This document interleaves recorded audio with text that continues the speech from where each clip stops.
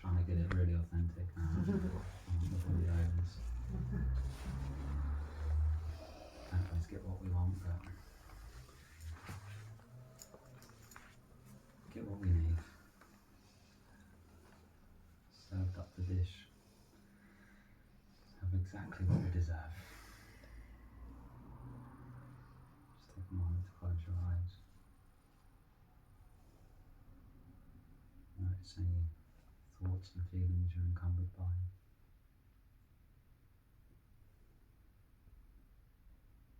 Notice if there's any taste or judgment about how you're feeling today.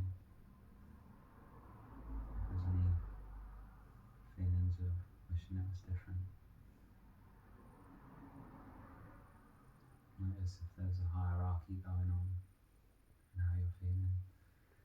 Maybe you like how you're feeling, maybe there's still a layer there, but there's the feeling and then there's the opinion.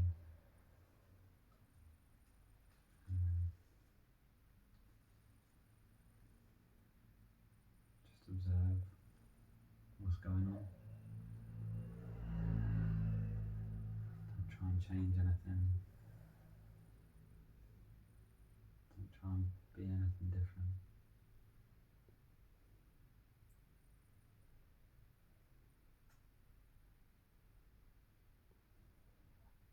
Absolutely nothing that you can do wrong. There's absolutely nothing that requires any energy whatsoever. Just surrender to what is. Just let go into this present moment.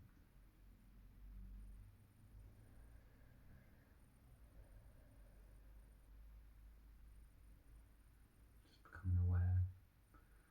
You can become aware externally first of the sound of my voice, of the sound of the room, the temperature on your skin, the weight of your body on your seat.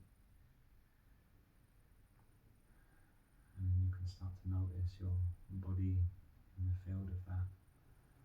Maybe you're holding tension somewhere in your body, maybe your body's feeling particularly free today.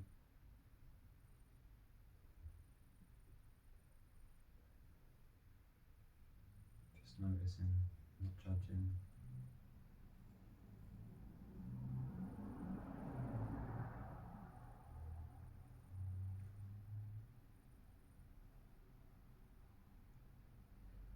And then we'll just take 3 breaths together to arrive fully in this moment. Inhaling through the nose. And exhale. Inhale through the nose. And let it go. Last one. Big breath in. And arrive. Namaste. Welcome. Namaste. Okay. So, how is everyone? We okay? Yeah, I'll ask you individually. Let's go around the room. Let's start this side. How are you doing? Before I answer, thank you first of all for the chair. You're welcome. Really appreciate that. Thank you. Is it okay? Yeah, perfect. Thanks. Okay. Yeah, thanks for that. In terms of how I am, I have got such bad chronic insomnia, and it's really Okay. just like driving me crazy. Of course. I am obsessing over trying to comprehend in my mind a picture that sets out the nature of reality. I've gone from flitting from various spiritual teachers to coming here at Satsang, and there's a fella called Rupert Spira that I watch and listen to all the time, and he's like the person apart from yourself that resonates with me more than any of the others. I thought, right, stop flitting about, focus on him. But he uses like metaphors, so I drive myself crazy trying to picture these metaphors in my mind and drawing them and all that, and that's not helping my sleep. I'm upset, and because I'm on this like sleep therapy course now that the GP's put me on, and I'm not allowed to be even in my bedroom until 2 o'clock in the morning. So I'm downstairs, my wife goes to bed at 11, I'm up until 2 o'clock at the latest, and those 3 hours I could just do something productive like I should be doing, but instead I'll watch 3 hours of YouTube of this spirituality stuff and just drive myself absolutely bonkers. and then go to bed at 2 in the morning, can't sleep because I'm thinking about it, and then I'm like, my daughter wakes up at 6, so I'm living on 2 hours sleep every night. I've got I think it's a slip disc in my back, so I'm physically in a bit of pain. I'm absolutely knackered, and I'm really driving myself crazy with trying to comprehend these teachings.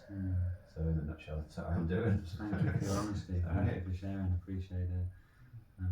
We'll just carry on. I'll take it all in and we'll see what we can do with the information shared. So, thank you. Okay. Wes? I suppose I'm feeling focused today or this week after like 5 or 6 weeks of just being all over the place. A couple of health issues and stuff like that stopped me Having your natural flow. Yeah, it's just really knocking out everything like that. And so yeah, Monday was the day I kind of got back into flow.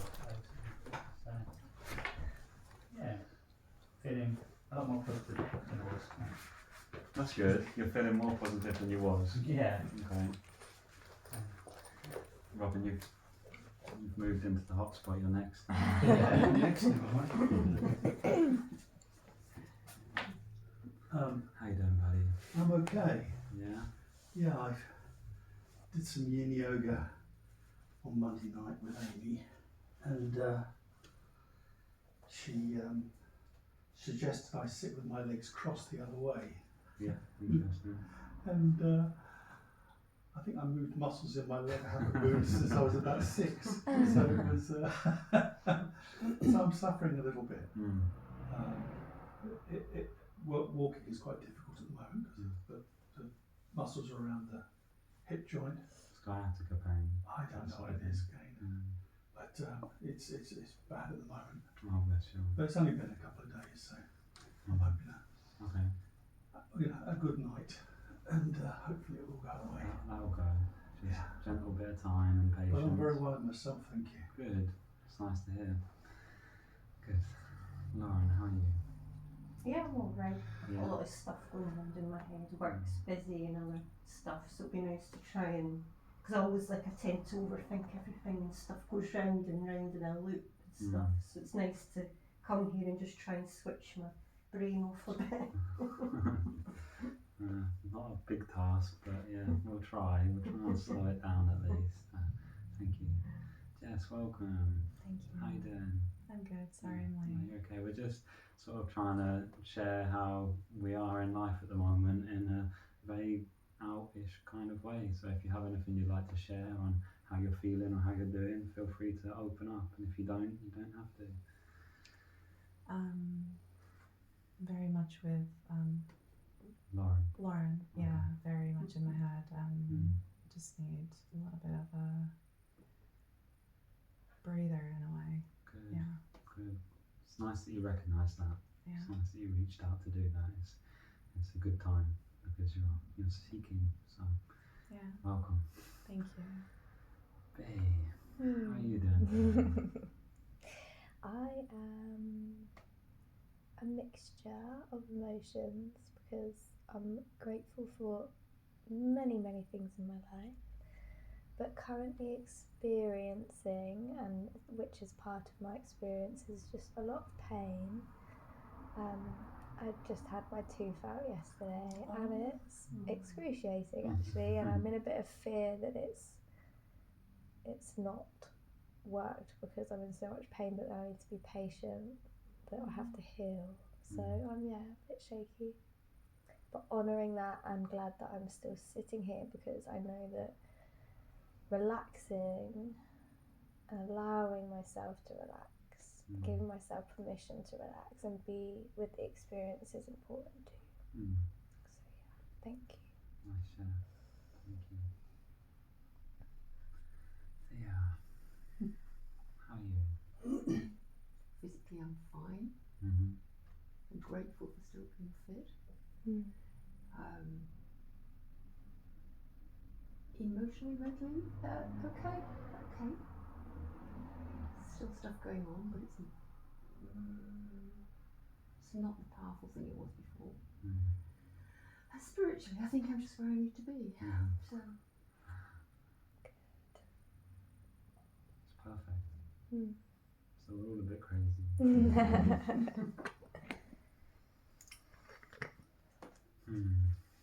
can be a shit show. It can be difficult. I think the biggest problem that we have with difficulties is we avoid them. We try and pave a life in such a fashion where there's no bumps, and we exhaust ourselves paving this path for peace, thinking that if I just do that I'll be peaceful, and if that just resolves I'll be peaceful, if I just had more time I'd be peaceful, if I just had more money or more this or more that I'd be peaceful. And we're on the perpetual cycle of the pursuit of happiness, and it's exhausting. It's exhausting because we're always giving ourselves an ultimatum that our peace or happiness exists in a different condition to the one that is presenting itself to us. And it leaves a foul taste in our mind. It leaves our mind to regurgitate and recycle different things and different ideas, and the problem-solving dynamic of the mind, being the nature of the mind is to solve problems, is just fired up constantly, and we get burnt out. We get tired, we feel exhausted. And we come here and we say things like, I just want my mind to quieten down, and then I'll be peaceful. And even that sentence in its own breath is creating a blockage to the peace that exists in this moment. Because it is completely possible, I promise you, to be peaceful amongst a busy mind, to find stillness even when the mind is loud, because the stillness never leaves you.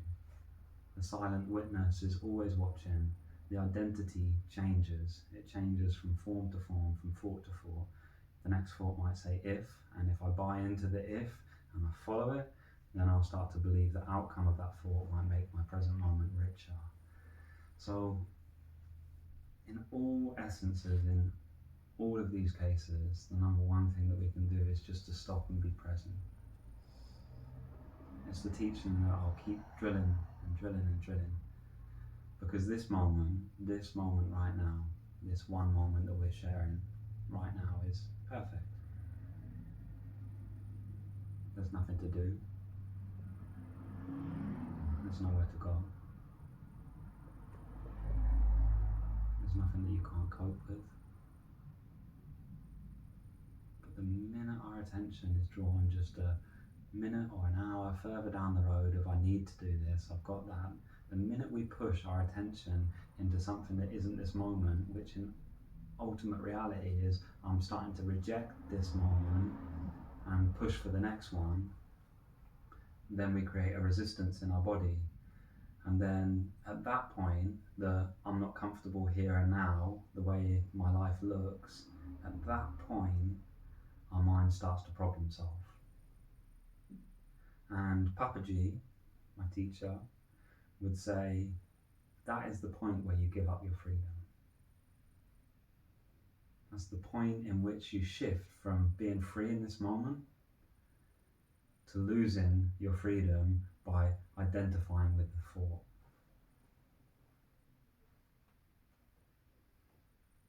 And until you've established your ultimate desire in the universe, and hopefully you can all establish it, your ultimate desire is to be free, then any other desire that comes into your life that is starting to take away that freedom, any thought, any action that starts to say the next moment's going to be richer, or the past one shouldn't have happened, then I wouldn't be traumatized today. Anytime that comes up, if your desire for freedom is full and rich, you'll say, I'm not prepared to give up my freedom for this. I'm not prepared to give up my freedom for this, and you'll rest again. You'll rest in this moment. And it might seem in this room in a quiet house that this moment's easy to rest in, but you can honestly look back through the whole of your existence and tell me one moment that you wasn't there present. You've been there for it all. You've never not been present.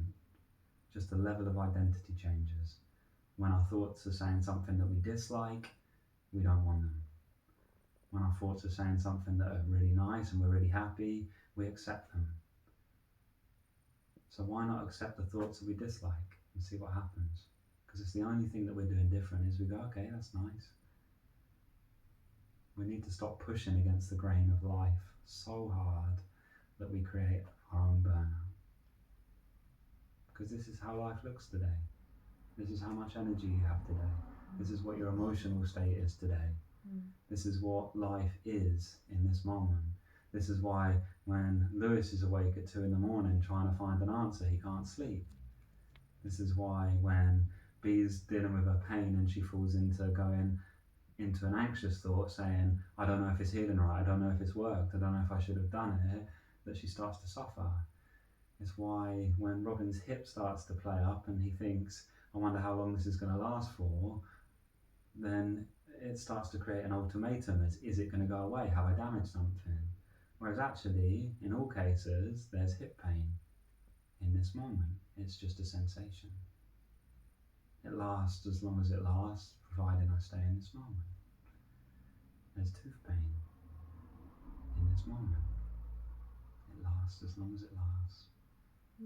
But it isn't a distance of time when you're just present in this moment.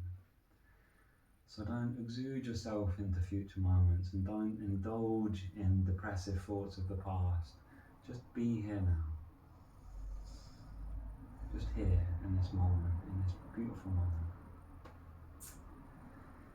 I hope that helps, because the feeling of wanting to run, the feeling of wanting it to be different is very exhausting.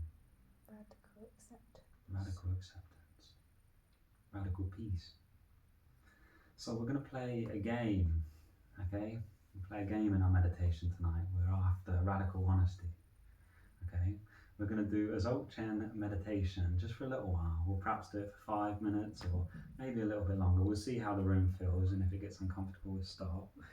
What we're going to do is do this simple Buddhist Dzogchen style of meditation where as we breathe in, we say, breathing in.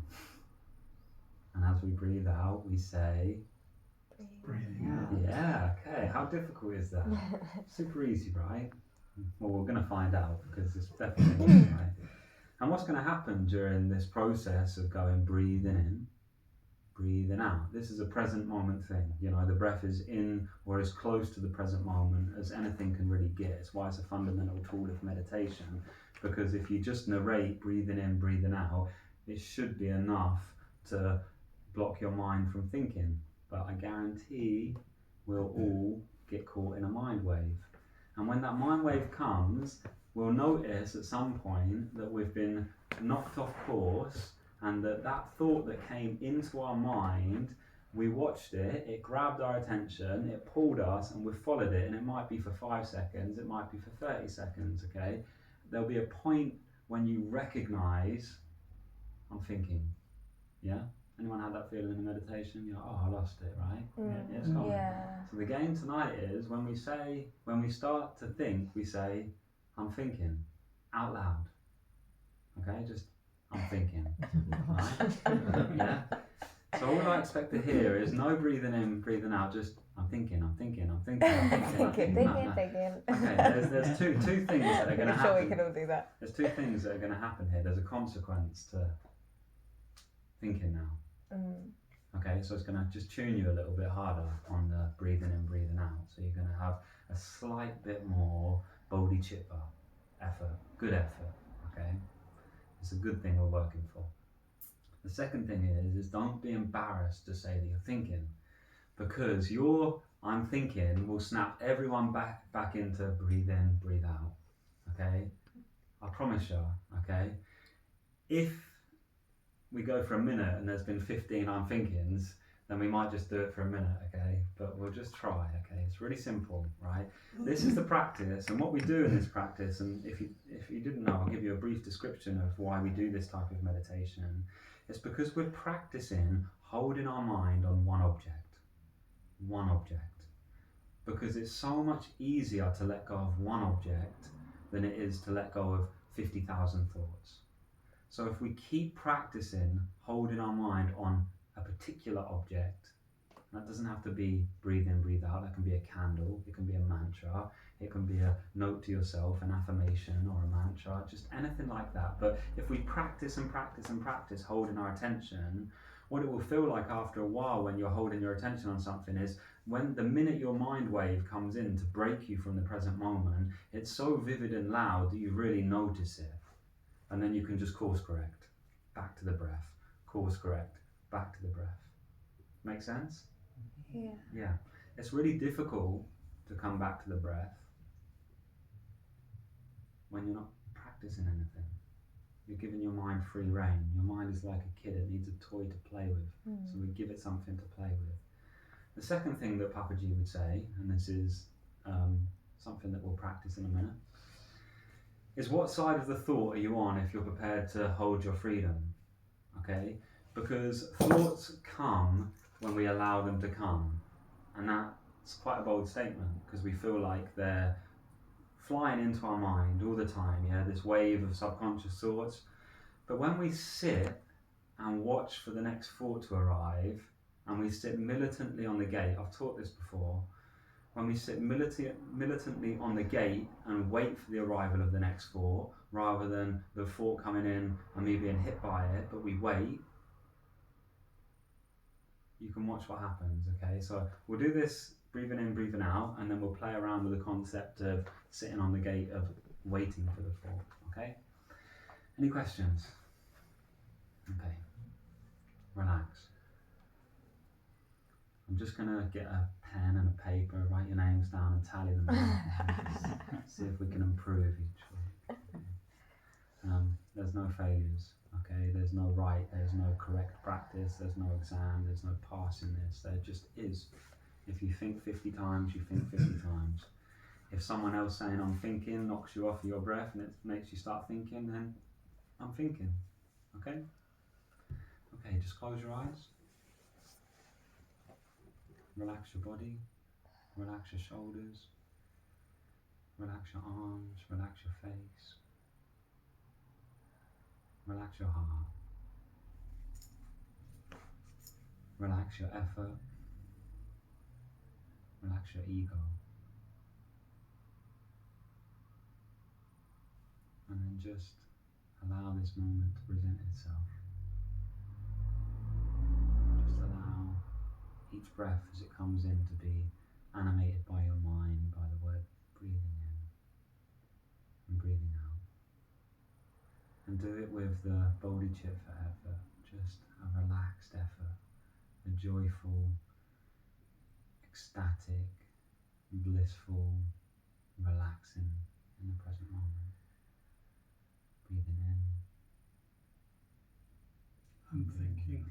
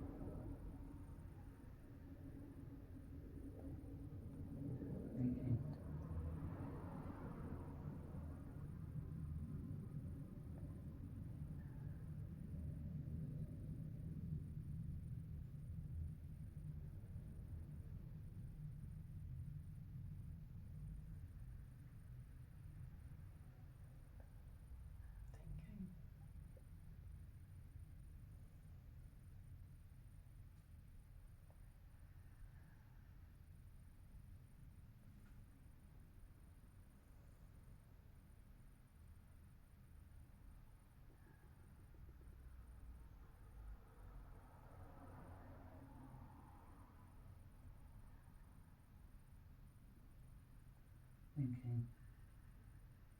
Thinking. Thinking. We're all thinking now. Okay, and back. Breathing out.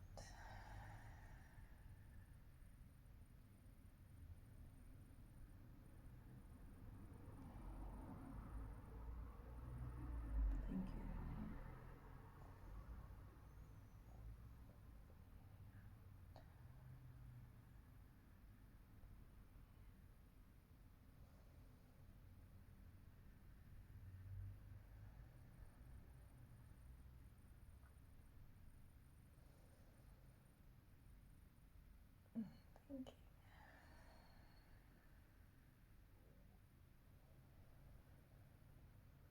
Thinking.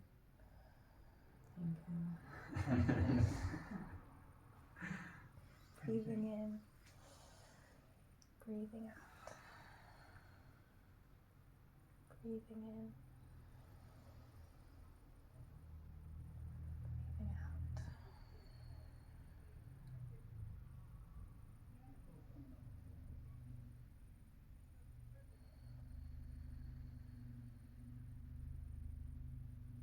Take a big breath in through your nose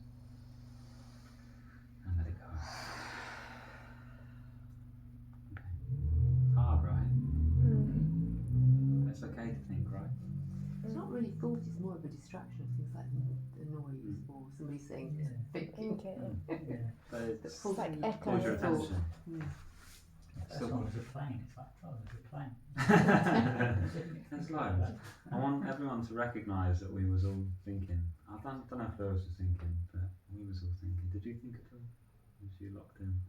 I was very locked in, to be honest, partly because I was, I think when we first came in and just sat for a few minutes, I don't know, I just felt super, super relaxed for the first time since last time I was here. And then I remember during that silence, I remember the first thought that came into my mind during that period was like, this is the most relaxed I've felt in a long time. And then I don't know, I think, is it just this house, this environment? Is it you? Do you know what I mean? And I felt really, really chilled. And then, yeah. And when I heard the voices, when other people were saying, I'm thinking, Auntie, I acknowledged it, and it was a bit of an alertness. Yeah. But I never got carried away in thought Good. at any point, to be honest. Yeah. Very rare. They're little jolts. They're little Yeah. back to the practice. The other thing just to recognise is that thinking's normal. Super normal. And that no matter how much meditation I teach you, I will never stop your mind from thinking. There's only one difference between an enlightened being or a bodhisattva and a normal being, and that's that they're not swayed by their thoughts anymore. They just come and go. They just come and go. They come and go. They never grab them. You know? They're still going. They're still going. They're still thinking. There's perhaps 2 or 3 that are in sort of objectless samadhi, but they've got no purpose here left. They're just gone. You know, they're surviving on 1 drop of nectar every 30 days or something ridiculous. But no purpose, okay? We're all allowed to think, okay? There's a stigmatism to thinking not being okay, or thinking that if we work really hard at changing the voice of our mind to a positive one, then we'll be okay. And then the old black dog visits again and again and again, right? You know, you work really hard and you have 6 months where you feel super peaceful and super happy, and then that old suffering voice creeps back in and life gets heavy again, and we don't like the sound of that voice, so we get highly offended, and then we buy supplements and go to the gym and do all of this extra work to get rid of them. Best thing you can do is accept them. Everything that reveals itself to you in energetic form, in emotions or mind, is after your attention. It's just that most of the time we're too afraid to really look at it. We're too afraid to sit down in our own psyche and let ourselves unravel. Seems pretty fucking terrifying sometimes. Yeah? Less so as you get older, actually. Yeah. Just, I don't know whether it's just coming to terms with stuff happens, but actually you need to cultivate old friends. I've got a 96-year-old, there's nothing I can tell her that she hasn't done first. And it's really lovely to have friends like that, because you know, it reassures you that this is not unusual. This is having your troubles, everybody has them. But there comes a point at which you just accept it's part of the journey, I think. Yeah, it's a good place to arrive at. I think that I've been quite fortunate to be on a big road of self-discovery at sort of this age, and I think that a lot of people at our generation are seeking something. They're seeking some form of freedom or happiness. The world is, the sort of structure of the world is collapsing, and people are starting to look in different avenues and seek in different ways, but seeking in itself is kind of exhausting. The final teaching is to be. And most of us want a spiritual experience in a human incarnation. most of us are feeling like we want the bliss and the peace and the divine life and all of the joy, whereas what makes life rich, what makes life really rich, is the pain, the grief, the hardships, the suffering. All of that stuff is what gives you the cocktail to experience bliss on a level like no other. It really is a beautiful dance, and this is why it's a leela, it's a drama. So if we try and protect ourselves from drama, we try and protect ourselves from suffering, and we just build up so many infrastructures that stop us from experiencing the richness of life. Let grief in, let depression in, let pain in, let it come in and watch it dissolve rapidly. It can't withstand the power of your consciousness. It can't. It wants to be seen. You know, if you've got these repeated thought patterns and repeated energetic fields that keep on making their way into your existence, maybe they want your attention. Maybe they don't want you to work really hard to get rid of them. One of my deepest lessons this year, and I've been working with fear for a long time, I've had lots of things come up for me about fear. But one of my biggest lessons was learning that fear is a normal, natural state. It's a human condition. It would be weird if you didn't have fear, right? It keeps you out of danger, doesn't it? Well, it keeps you out of danger. It's a very, very good mechanism, but it's part of your condition. And it was something that I was trying to alleviate in my life for years by doing a spiritual practice and by doing things. And it was something that I was trying to curate a life that existed where I wasn't afraid of anything. And on the egoic level, on the level of the mind, I'm always going to be afraid. The mind's finite, it's subject to death. It's fucking terrifying, you know? Not death is terrifying, just being finite is terrifying in itself. And then on the level of the soul, everything is absolutely fine. And we're here on earth, digressing between the two. We understand that we have a soul, we understand that we're completely peaceful and still, and we understand that everything's exactly as it's meant to be, and that's fine. And then also, when I flip identity into my thoughts and my ego, this isn't right, that isn't right, I want to change this, I want my life to look like this, and I'm constantly slinky in between the two. It's a dance, and that's okay. Yeah. That's okay. Let the dance play. Has anyone ever been possessed in life by a task or an object or emotion?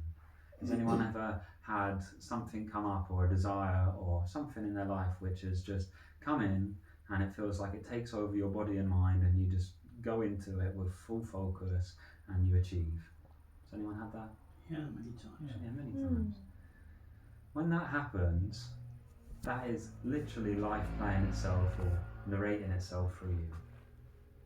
And life wants to do that at every given breath. Life is doing that in this moment, right now, in this room. Life is what walks you up the path. Life is what gets you to make breakfast. Life is what helps you do the kids, helps you do work, helps you pay the bills. Life is animating you at any given moment. All we need to do is let it. It's happening for us. It is happening Not for to us.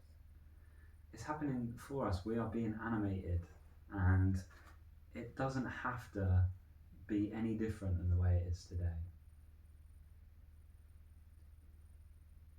What would it be like? What is your mind telling you that's stopping you from having peace in this moment? The if onlys. What if we had those things? What if we had those things? What are those things? Let's talk about those things. They're fun. Most of your thoughts in your head will start off with I. Yeah? Yeah. 90% of them will be, I can't do this, or I've had enough, or oh, fuck's sake, you know, they'll be along the lines of stuff about I. Not very often are they along the lines of someone else. It's normally the self-talking, self-perpetrating ego. And it doesn't exist in this moment. It doesn't exist in this moment. It exists in the future and in the past. It exists when we want something to be different. Because if we're completely in this moment right now together, forever, if we're completely in this moment, that means that we're accepting and we're grateful for the way that this moment looks. So when we're held in gratitude and peace for this moment, as it is, as the pain in my body is, as the thoughts in my mind are, as the money in my bank is, or whatever it is, if we accept this moment the way that it is, there'll be no mind.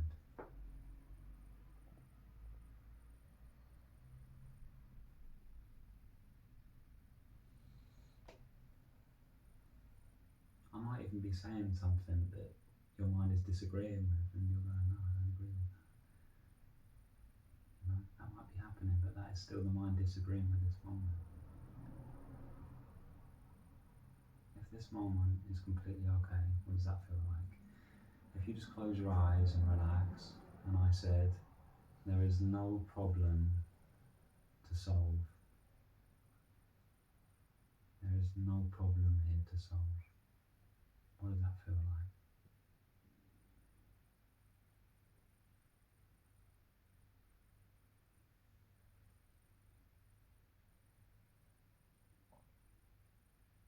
No problem to solve. Just be.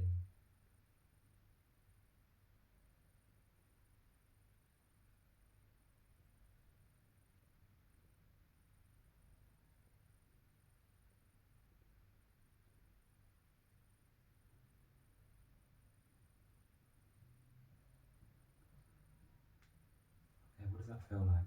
Is it nice? Peace. Peace, yeah, no problem. No problem. The mind goes, ah. Okay, so now what I want you to do with your eyes closed, I want you to relax your mind, and if you don't know how to relax your mind, imagine your mind's like a clenched fist, it's nice and tight, and just let go of the fist, just relax your mind. And then we're just going to play with the idea of sitting on the gate and waiting for the next thought to come in, okay? This means you might have a thought come in, and if it does come in, watch it from the gate, from the space of awareness, watch it, don't engage with it, so don't go, I'll give the example that I always give, it's my famous pizza Tesco example, it's the only one I know, so if I have a thought now that says I'm hungry, I can let that go. I'm hungry, okay, it passes, okay, that's the first lesson we're going to do. The second one is, if it comes in and I say I'm hungry, and now I identify with the thought, I'll go, I haven't got any food in the house, perhaps I should go to Tesco's, I haven't got enough money to go shopping, shit, I haven't got any work coming in. That is being washed by the river of thoughts, okay? So we're going to sit on the fence just for a moment, and we're going to watch for the next thought to come into our mind, and we're going to do it in a relaxed way where we're gently watching with an unclenched mind, and we're just going to wait. We're going to wait and wait and wait, and you're going to wait vigilantly for the next thought. We're just going to spend perhaps 1 minute, maybe 2 minutes, waiting for the thought. If it comes, watch it, let it go, don't engage, and then back into waiting. In your own time, begin.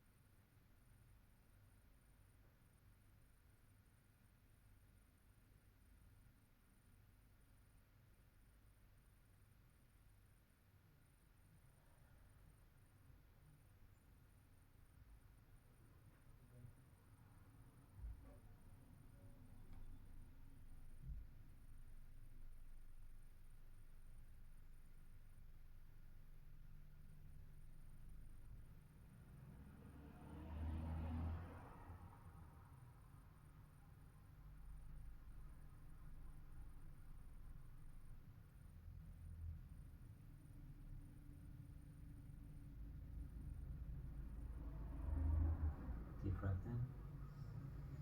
Let it go. Okay. How did that feel? Any feedback for me? It worked really well for probably like the first 30-40 seconds, and then I drifted off into thought. Same. 30 seconds of peace. Probably, yeah. I actually was Whoa. like, it was quiet while I was waiting. Yeah. That was So- the quietest. Thank you. Anyone else? That was wonderful. Yeah. Nice.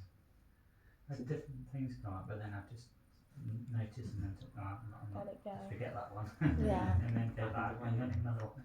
It's probably a long, for me it feels like a longer pause between the normal sort of river of flow of thoughts. You know, there feels like a bit more space. Okay.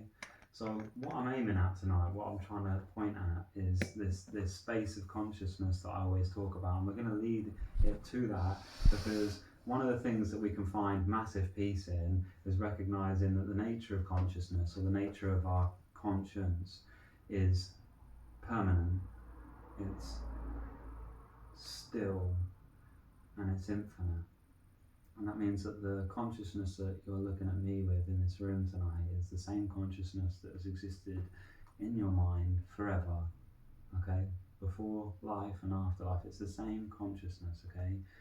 And one of the ways that we can start to identify with that space, because at the moment we probably identify more with the form of thought, is first you sit on the gate and you start to experience a thought, so you wait and then a thought comes in. The second part to add to that is when the thought comes in and we have a thought, follow where it goes when it goes away.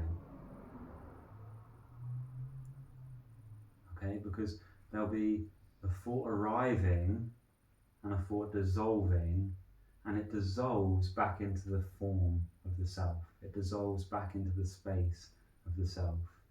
And what you can do by using that practice is noticing a thought, watching it return, and resting as the space in which the thought returns. Is that too confusing for anyone, or does that make some sense?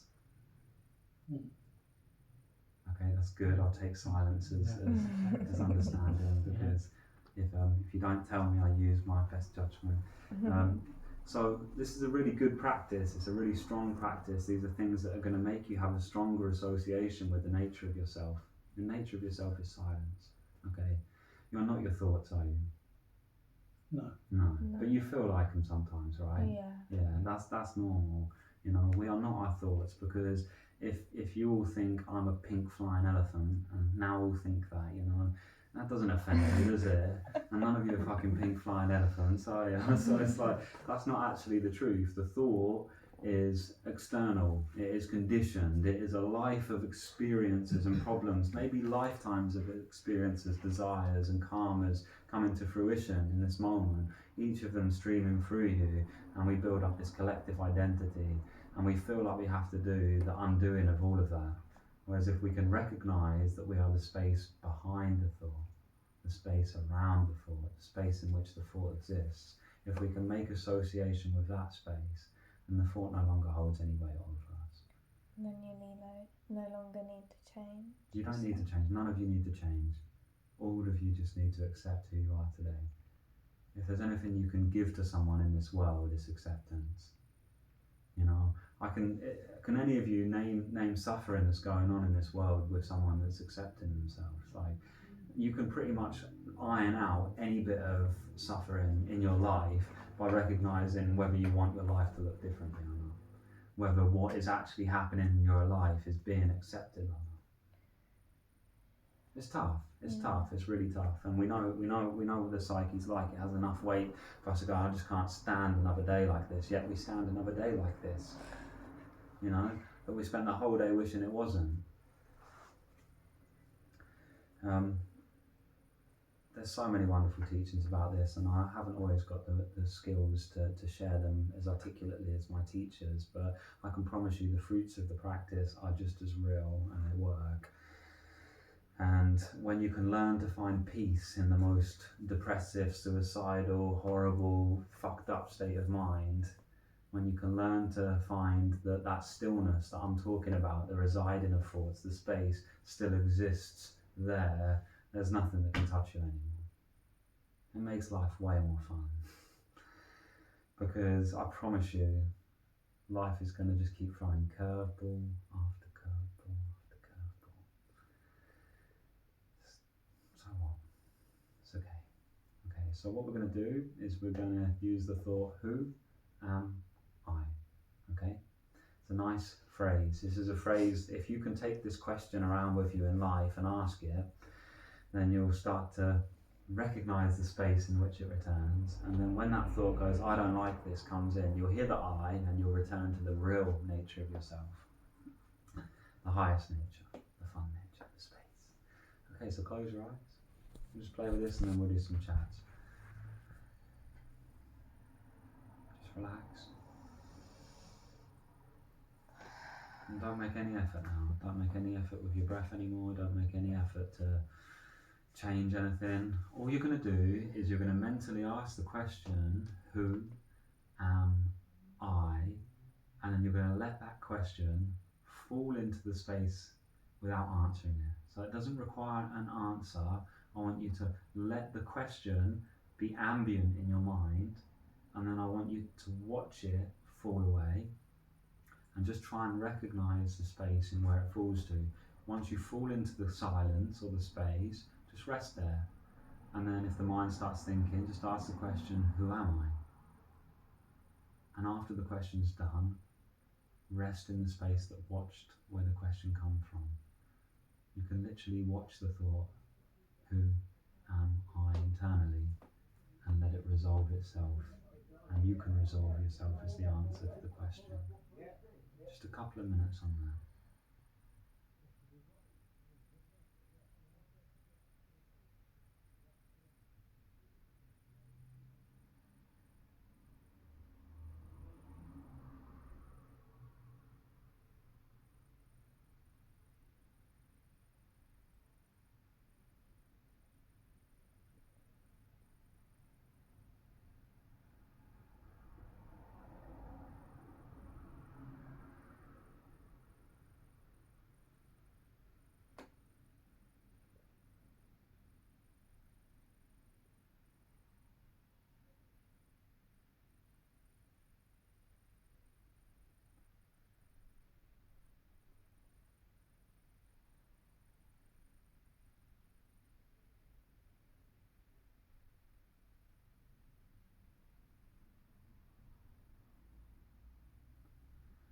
Okay, and then we'll just do one more question, which keep your eyes closed. This is something that I use when I'm feeling like my mind is loud. I use it all the time. I ask the question inside of my head, and this is the same thing. It doesn't require an answer, it requires an awareness. Okay? This might work better for you, it might work worse for you. What does silence sound like? And then listen.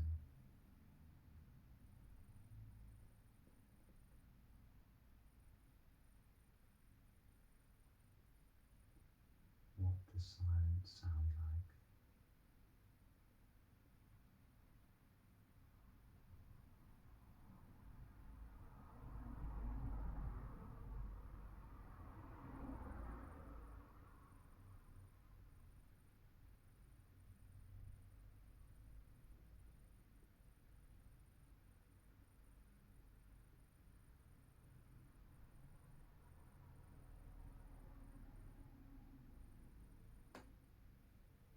Okay, take a deep breath in. Let it go. Let it go. Sometimes it's nice and you want to stay there, but you let that go too. Okay. Hopefully some of that worked for you. Hopefully you can use these little tools just as cues throughout your day. Anyone struggle with who am I, falling back into the space and all of that shit? Anyone find it difficult? Or was it okay? Okay, yeah. I just repeat it. Good. I like to listen for silence. What that helps me sort of just sit Zone out. and be. And Yeah. There's numerous little tricks we can play on ourselves just to become more and more familiar with the space. Once we're fully established with the space, then it doesn't matter what you do, you recognise it. But what it feels like for a start, this is just from my personal experience and from others that I talk to, it feels like for a start you get brief moments when you say the things like silence, or when you say who am I, or when you do these introspective type practices, you get brief moments of experience of peace, okay? And then it feels like you lose it, and then you gain it, and then you lose it, and then you spend more time in peace and less time, until all of a sudden your identity shifts to the being of peace, and the thoughts are there. And then once you're there, it doesn't matter if you're in the middle of the thoughts, you can recognize at any point in your day that I'm still the peace, I'm still the silence in which it all exists. And at that point, it doesn't matter what's going on in your mind, because you can always fall back into the peace. And then it feels like you're awake, and then you just have moments of waking up rather than you're asleep, and then you get a minute or an hour a day where you feel like you snap out of it. The pendulum shifts at one point, the weight goes onto the other foot, and then you start to identify with that side of things. Make sense? Yeah. Okay, so we have choices. We can do Q&A, or we can do pranayama meditation. It's up to the crowd to decide. I'll let you all fight over it. Is it pranayama? One pranayama. Pranayama. Pranayama. Yeah, pranayama. Good. I'm still shocked that I just discovered that moment of silence.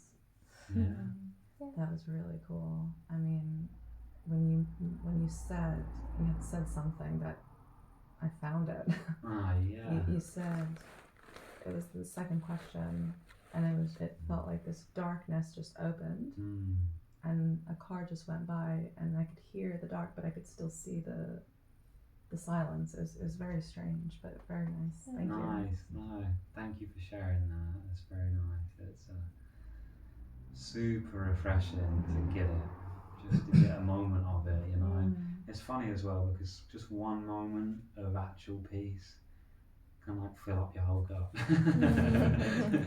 It can just remind you that, oh shit, everything's okay. It's like a pretty big little moment, right? It's nice. Thank you for telling me that. I appreciate it. Okay, so pranayama, effective tool at quieting the mind. So this is applicable to you, Lewis, actually, and this is something that's written in all the scriptures that you might find useful. I hope it helps, but pretty much every scripture that I've ever read on Yoga Sutras and Patanjali and Ramana Krishna and Ramana Maharaji all say that you can't conquer the mind with the mind. They all say it. You will not conquer the mind with the mind, because the mind can't conquer itself. That is creating an internal war where the mind is going to get louder and louder. The way you conquer your mind is your breath. Yeah? And that can be breathing in, breathing out.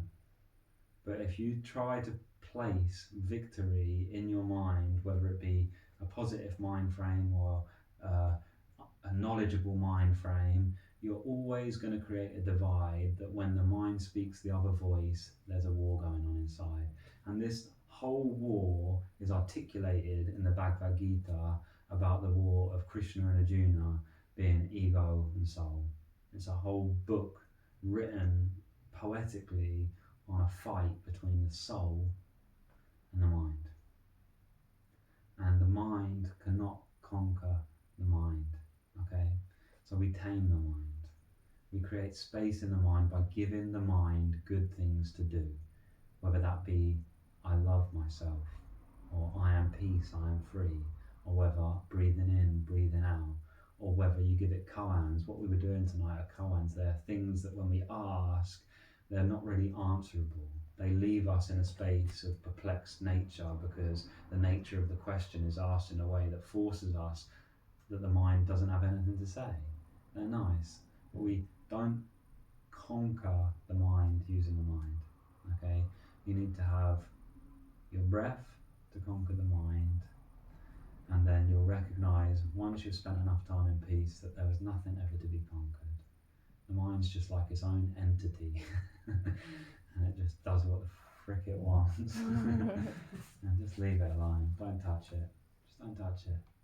What would that feel like for a day? Okay, so we'll do gentle pranayama tonight. We'll do Paliluma and we'll do Nadi Shodhana.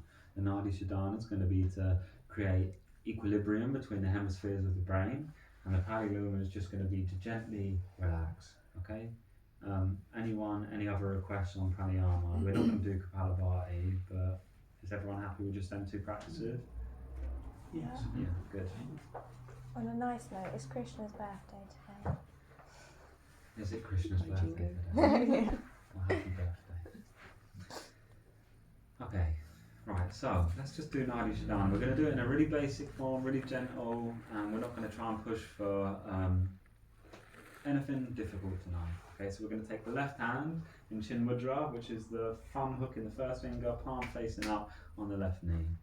This is the representation of the three gunas. The first finger is the representation of the ego, bowing down to the universe, and the Mahatma or Brahman bowing down. The ego is saying, I surrender to the higher cause. Okay, so that is the symbolized nature of Chin Mudra. Okay, the right hand we take in Vishnu Mudra, which is the first two fingers rolled down, Vishnu and Krishna. Krishna's an avatar of Vishnu. There's another word. I think it was his first reincarnation, but let's stare away with him. Right, thumb on the right nostril, ring finger on the left nostril. If you push hard, they get blocked, so make sure that you're really gentle, and this is intimacy. You're creating love with yourself, so don't be forceful, be super intimate.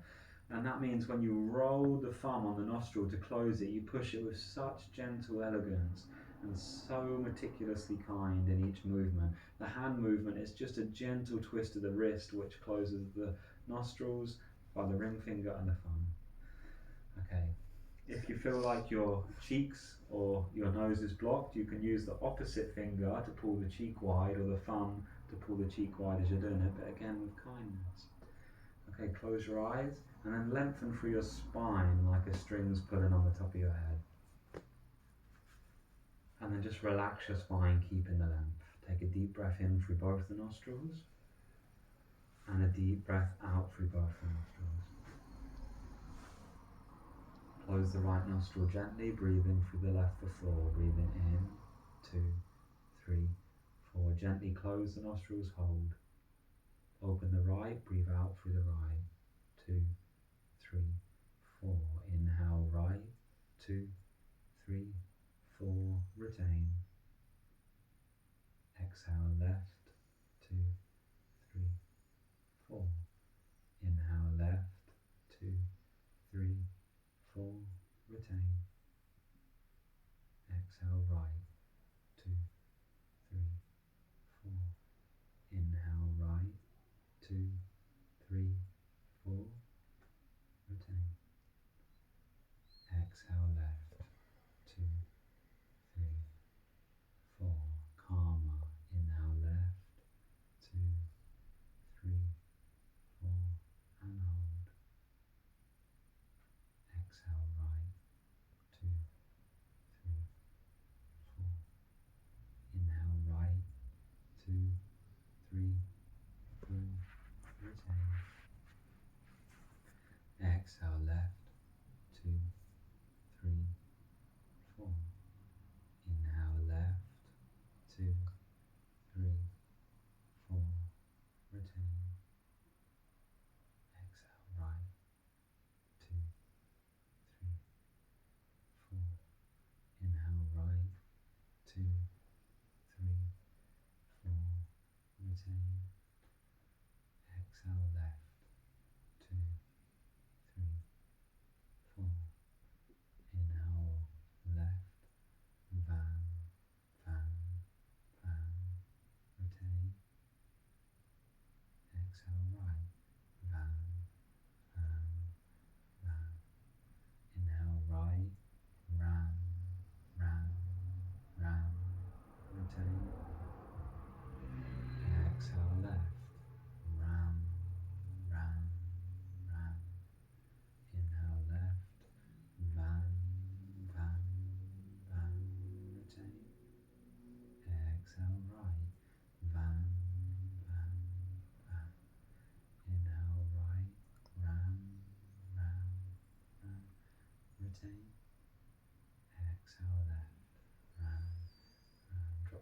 onto your lap in a comfortable position. Inhale through both the nostrils, 2, 3, 4, and hold. Exhale, 2, 3, 4, 5. Inhale, 2, 3, 4, retain. Exhale, 2, 3, 4, 5. Inhale, 2, 3, 4, retain. Exhale, 2, 3, 4. Even softer, even slower. Inhale, 2, 3, 4, and hold. Gently exhale, 2, 3, 4. Gently breathe in and hold. Gentle release. Breathing in really gently and hold and release. Relax your shoulders, breathe in and hold. Relax your heart, breathe out. Relax your whole body, breathe in and breathe out. Just return to a natural rhythm of breathing, keeping your eyes closed. Let the breath take over on its own and just relax your mind. Just complete surrender to what is. Zero effort to do anything. Let your body be. Let your mind be. Let this moment be. And just stop.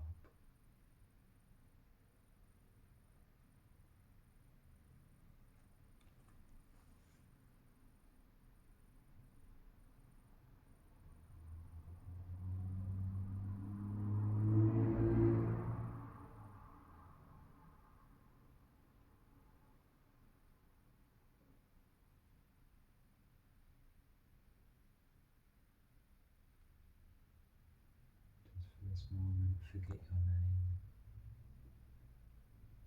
Forget what day it is. Forget where you are. Just forget everything with me. Let's just share this moment together in a complete forgetting of everything.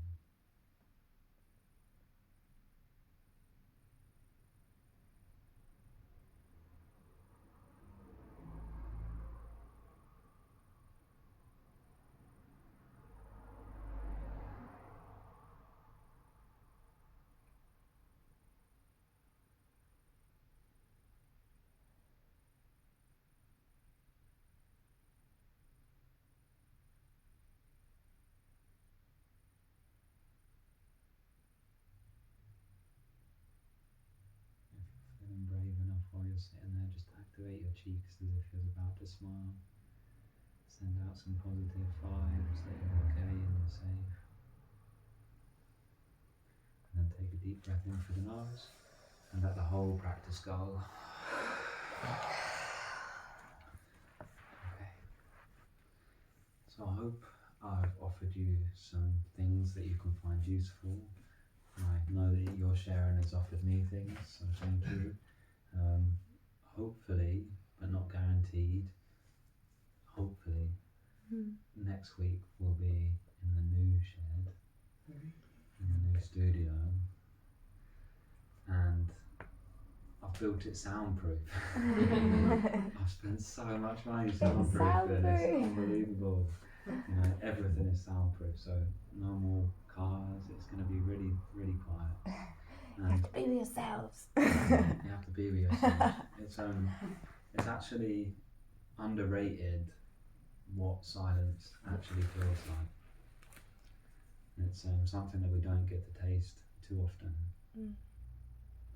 And when you're in profound silence or super still silence, you can really recognise the nature of yourself there.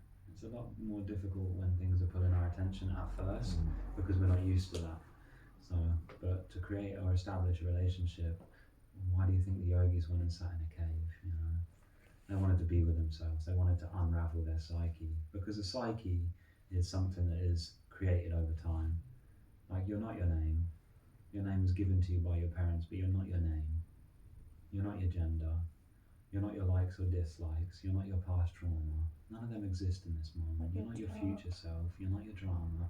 So who am I is the question you need to be asking. Because day to day, most of us are identified with the experience, and we're grasping at the identity that comes in the form of the mind. But who are we really? If I'm not my name, and I'm not the things that I thought I liked, and I'm not all of that stuff, then what's left? Present. That's all you are. You're the present moment. Forever. Time doesn't even exist. It's just this moment. The mind created time. Anyway, I'm not going to go down that rabbit hole. I will fucking die. Right? Next week. Blow brains. But yeah, so hopefully the new studio will be up and running. I've got the plasterer coming Friday, and if it's dry and painted, we can practice down there. And then the Sunday classes and more yoga classes. Hopefully the Monday morning class is going to be back on. And lots of yoga from here. So I'm really excited to share the space with everyone.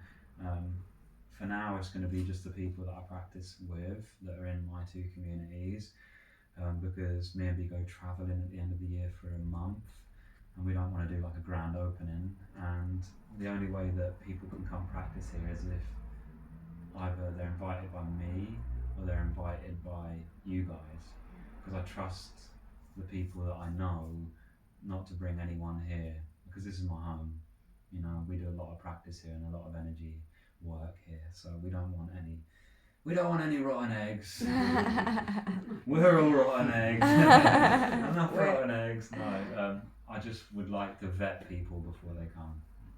I want this to be a place of Dharma, actual spiritual practice, not the fluffy stuff. I want it to be real, hardcore fucking practice that people want to work on themselves in a way which is safe and loving. So, any questions? Did you say going travelling to? I'm just interested. No, we're going to Bangkok and then to Bali. Oh, lovely. We've got a little community in I'd Bali. love to go to so, Bali. yeah, we're trying to establish a place to do a retreat there once a year. Sorry, I Yeah. interrupted you. Yeah, no. You mentioned Mondays. You're doing a class on Monday morning. Yeah, I used to hold a Monday morning beginners class, but it was more like an asana lab, so it was a breakdown of the physical postures of yoga. I had a good thing going, didn't we? And it's a lot more focus based than just a physical yoga practice. So when the studio's up and running, it's one of the classes I want to put back on. So it's Monday mornings at 9 to 10. So it should be good. Feel free to come along. Also, you just drop me your email and we'll put you on the newsletter, because we're about to release all of the dates and classes and stuff, and they will be limited for a while. We can fit more than we can have down there, but I really want to be working with groups to 6 to 8, so I can give you guys equal attention, and then if the practice establishes itself enough that we can just create like a flow practice where you don't need me to go into detail, and then I'll look at opening up the numbers. But it's going to be a nitty little group of people in each class that I'm going to try and develop with, and then the one-to-ones are starting as well, so it's all happening. I'm right on the precipice of the cliff and I'm ready to jump off. I feel like, for me, I didn't share at the start, I feel full at the moment. I feel I've just been really possessed by God or something. I feel like Moses building the ark and it's just a shed in the garden, but I feel like I'm ready for it to be done so I can freaking get back to meditating and chilling. But I'm really excited. I've never put so much love and good energy into a room before, and I'm sure when you step into there, that's exactly what you'll feel, because it has been built with the meticulous nature of love. So Definitely. yeah, I'm looking forward to holding space for you guys. So, yeah. Any other questions? Thank you. No, just to say what the units research